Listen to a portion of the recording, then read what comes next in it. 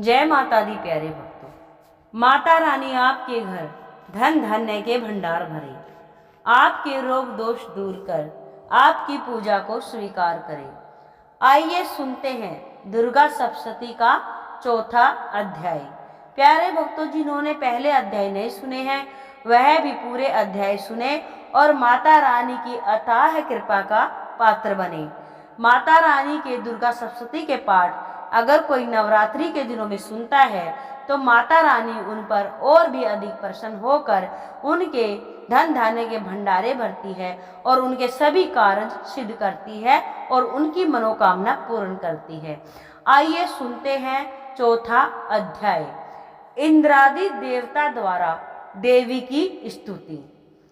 काले बादलों के समान श्याम वर्ण वाली अपने कटाक्षों से शत्रु समूह को भयभीत करने वाली, मस्तक पर चंद्र रेखा से सुशोभित, हाथों में शंख चक्र गदा तलवार तथा त्रिशूल धारण करने वाली, तीन नेत्रों वाली, सिंह की सवारी करने वाली, अपने तेज से तीनों लोकों की परिपूर्ण करती हुई, देवताओं से घिरी हुई, सिद्धि की कामना से सिद्ध लोग जिनकी सेवा किया करते हैं, उन जया नाम वाली दुर्गा देवी का ध्यान करना चाहिए।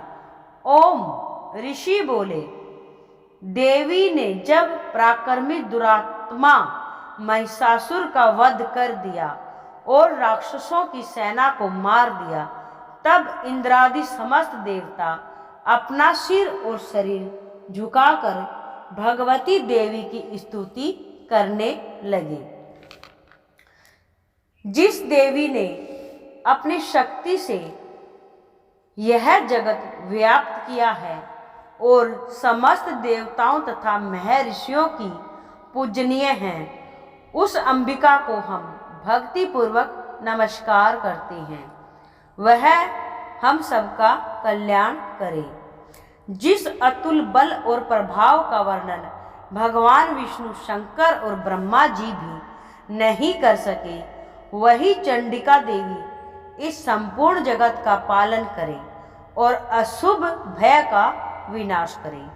पुण्यात्माओं के घरों में आप स्वयं लक्ष्मी का रूप हो और पापियों के घरों में तुम अलक्ष्मी रूप हो और सतकुल में जन्म लेने वालों के लिए तुम लज्जा रूप होकर उनके घरों में निवास करती हो। हम उस दुर्गा भगवती को नमस्कार करते हैं।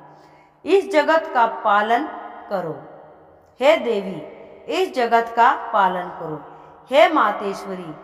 आपके इस अचिंत्य रूप का असुरों का श्रृंगार करने वाली शक्ति तथा युद्ध में असुरों के साथ आपके अनेक प्रकार के चरित्रों को हम किस भांति वर्णन कर सकते हैं, अर्थात आपकी महिमा का वर्णन शब्दों से बाहर है। आप संपूर्ण जगत की उत्पत्ति में कारण हैं। आप में सत्व गुण, रजोगुण एवं तमोगुण ये तीनों गुण उपस्थित हैं, तो भी दोषों के साथ आपका संघर्ष नहीं जान पड़ता। भगवान विष्णु और महादेव आदि देवता भी आपका पार नहीं पाते हैं। आप ही सबकी आश्चर्य हैं। यह समस्त जगत आपका अंशभूत है, क्योंकि आप सबकी आदि भूत अव्ययकर्ता पराप्रकृति हैं। हे देवी, संपूर्ण यज्ञों में जिनके उच्चारण से सब देवता तृप्ति लाभ करते हैं, वह स्वाहा भी आप ही हैं। इसके अतिरिक्त आप पितरों को भी तृप्ति का कारण हैं।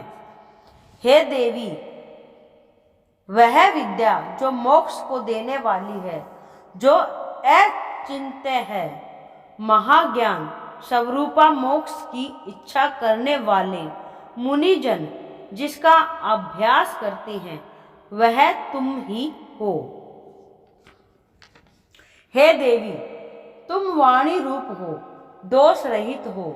ऋग्वेद तथा यजुर्वेद की एवं उद्गित और सुंदर पदों के पाठ वाले सामवेद की आश्चर्य रूप हो। तुम भगवती दुर्गा हो। इस संसार की उत्पत्ति एवं पालन के लिए तुम वार्ता के रूप में प्रकट हुई हो और तुम संपूर्ण विश्व की पीड़ा हरने वाली हो। हे देवी, जिससे समस्त शास्त्रों को जाना जाता है वह मेधा शक्ति तुम ही हो और दुर्गम भव सागर से पार करने वाली नौका भी तुम ही हो। लक्ष्मी रूप से विष्णु भगवान के हृदय में निवास करने वाली और भगवान महादेव द्वारा सम्मानित गौरी देवी तुम ही हो। हे देवी, मंद मुस्कान वाले निर्मल पूर्ण चंद्र बिंब के समान और उत्तम सुवर्ण की मनोहर कांति से कमनीय तुम्हारे मुख को देखकर भी महिषासुर क्रोध से भर गया। यह बड़े आश्चर्य की बात है। हे देवी, तुम्हारा यही मुख जब क्रोध से भर गया तो उदय काल के चंद्रमा की भांति लाल हो गया और तनी हुई बोहों के कारण आपका विकराल रूप हो गया। उसे देखकर भी महिषासुर के शीघ्र प्राण क्यों नहीं निकल गए? यह बड़े आश्चर्य की बात है। हे देवी, तुम हमारे कल्याण के लिए प्रसन्न हो। आपके प्रसन्न होने से इस विश्व का अभ्युदय होता है और जब आप क्रुद्ध हो जाती हैं तो कितने ही कुलों का सर्वनाश हो जाता है। यह हमें अभी अभी ज्ञात हुआ है जब तुमने महिषासुर की विशाल सेना को देखते ही देखते मार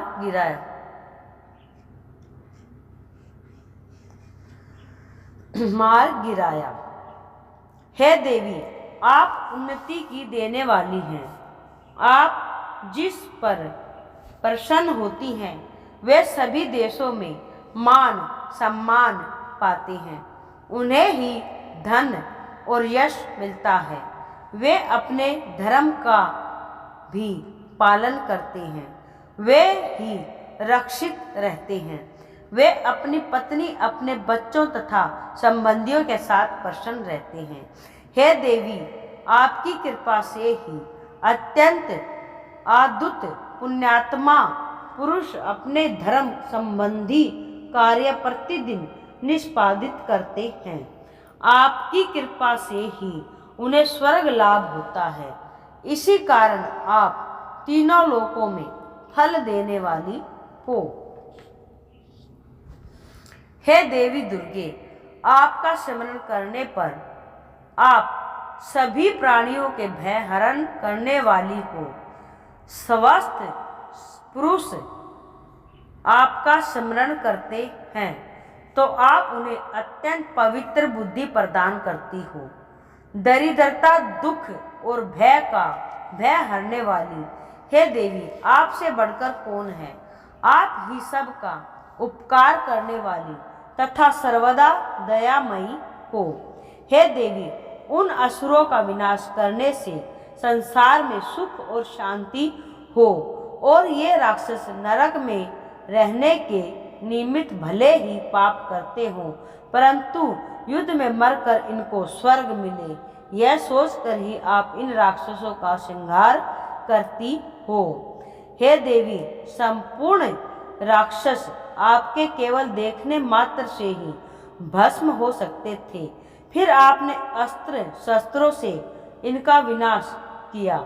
इसका कारण यही था कि अस्त्र के प्रभाव से राक्षसों को भी स्वर्ग प्राप्त हो जाए। इस प्रकार शत्रुओं के लिए भी आपके विचार कितने उत्तम हैं। हे देवी, आपकी तलवार की उग्र प्रभा, पुंज और त्रिशूल की चमक से उन राक्षसों की आंखें फूट जानी चाहिए थी, परंतु इसका भी एक प्रमुख कारण है कि चंद्रमा की किरण से सदृश आपका शीतल मुख उन्होंने देख लिया था। हे देवी, आपका शील स्वभाव दुराचारियों के दुष्ट स्वभाव को निर्वत करने वाला है। आपका रूप अचिंतन्य है, उसकी तुलना किसी से नहीं की जा सकती। आपका पराक्रम तो देवताओं के पराक्रम को नष्ट करने वाले राक्षसों के पराक्रम को नष्ट करने वाला है। इस प्रकार आप शत्रुओं पर दया करती रहती हो। हे देवी, आपके इस पराक्रम की बराबरी किसी से भी नहीं की जा सकती। शत्रुओं को भयभीत करने वाला आपका पराक्रम और सुंदर स्वभाव और किसी में भी नहीं है। हृदय में ममतामयी दया और युद्ध क्षेत्र में कठोरता तीनों लोकों में आप में ही दिखाई देती है। हे देवी, युद्ध क्षेत्र में शत्रुओं को मारकर तुमने उन्हें स्वर्ग लोक में स्थान प्रदान किया है। इस तरह आपने तीनों लोकों की रक्षा की है तथा उन उन्मत्त राक्षसों से जो हमें भय था उसको भी दूर किया है। आपको हमारा नमस्कार है।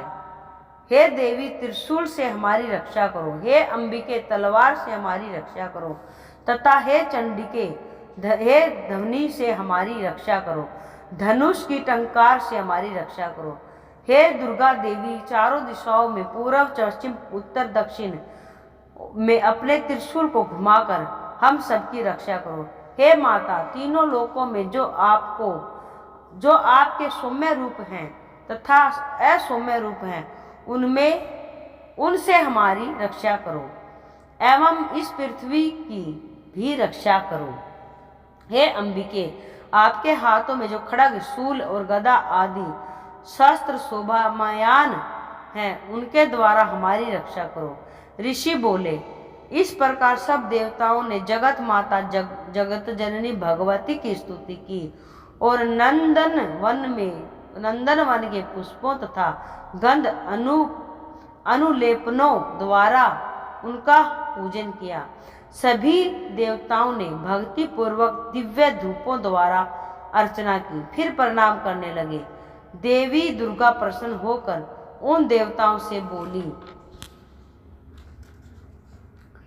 देवी बोली, हे देवताओं, तुम सब लोग जिस वस्तु की अभिलाषा रखते हो मुझसे मांग लो। देवता बोले, भगवती ने हमारी सब इच्छा पूर्ण कर दी, अब कुछ भी बाकी नहीं। हमारा शत्रु महिषासुर मारा गया। हे महेश्वरी, इतने पर भी यदि आप हमें कुछ वर देना चाहती हैं तो जब जब हम आपको स्मरण करें, जब जब हम आपको याद करें, तब तब आप दर्शन देकर हम लोगों के महान संकट दूर कर दिया करें। मातेश्वरी, जो भी मनुष्य इन स्तुतियों द्वारा आपकी स्तुति करे, उसे वित्त, समृद्धि और वैभव देने के साथ साथ ही उसकी धन और स्त्री आदि संपत्ति को भी बढ़ाने के लिए आप सदा उन पर कृपा करें। उनके कुल को बढ़ाने के लिए उन पर कृपा करें, उनके वंश को बढ़ाने के लिए उन पर कृपा करें। ऋषि बोले, हे राजन, देवताओं ने जब संसार के लिए तथा अपने लिए इस भांति प्रसन्न किया तो देवी तथास्तु कहकर अंतर्ध्यान हो गई। हे राजा, जिस प्रकार तीनों लोकों का हित चाहने वाली वह भगवती देवी देवताओं के शरीर से उत्पन्न हुई थी, वह सारा वृत्तांत मैंने तुमसे कह दिया है। इसके पश्चात दुष्ट असुरों तथा शुंभ निशुंभ का वध करने के लिए तथा जगत की रक्षा के लिए और देवताओं की रक्षा के लिए देवी उत्पन्न हुई। वह सब कथा मैं तुम्हें सुनाता हूँ, इसीलिए तुम ध्यान से सुनो। चौथा अध्याय पूरा हुआ। प्यारे भक्तों, चैनल को सब्सक्राइब कर ले। जय माता दी।